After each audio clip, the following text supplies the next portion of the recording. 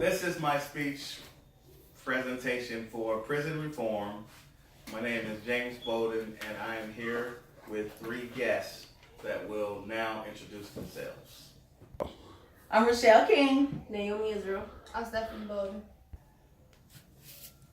Prison reform for my speech. It is my intent to inform you guys on why we need prison reform and how it will benefit inmates returning back to the community as well as taxpayers.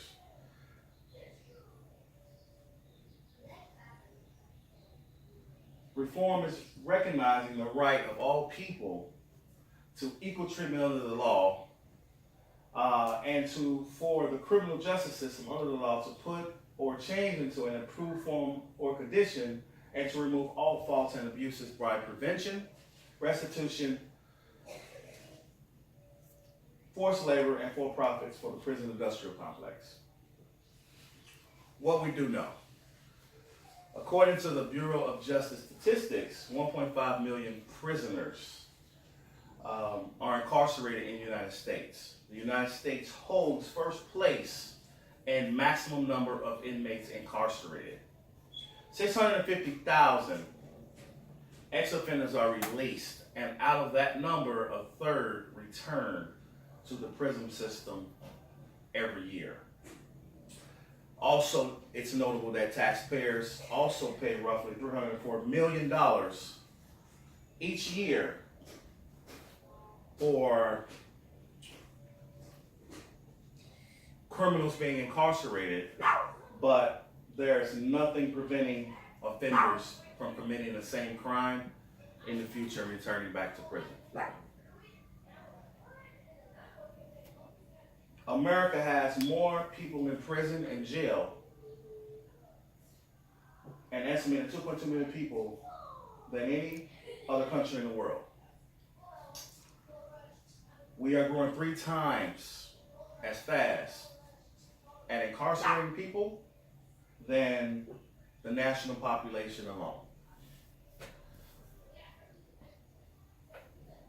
Since 2011, we've already spent a total amount of $40 billion on the criminal justice system and inmates in prisons in the United States of America.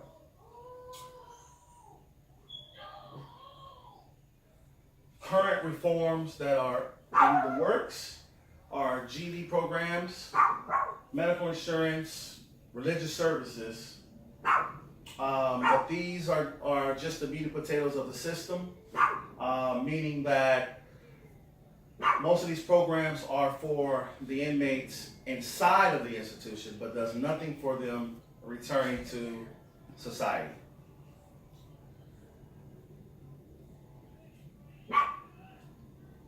So what are the benefits of prison reform?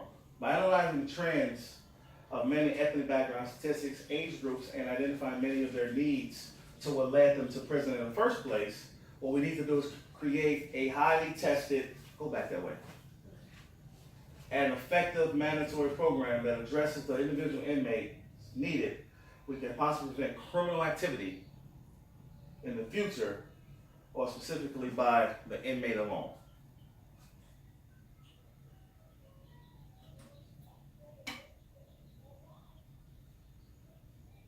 One political thought is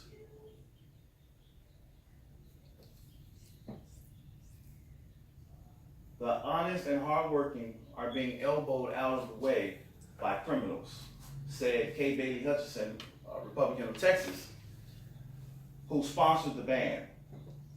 And that quote is as follows: prisons exist for the protection of society, not the comfort and convenience of criminals. Proposed ideas: we need to lower the penalty for first-time offenders, reevaluate our current laws and standards for what determines a prison term.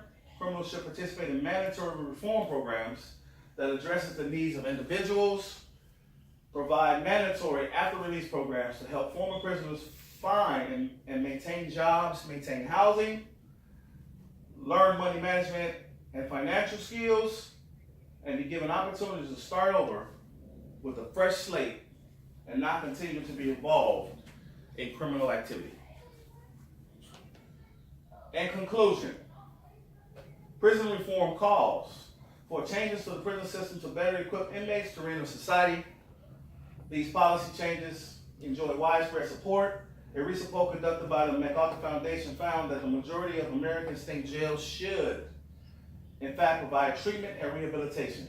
Sentencing reform calls for changes in how crimes are sentenced at the state levels and federal levels. If enacted successfully, both prison and sentencing reforms will reduce the number of prisoners in the country penal system.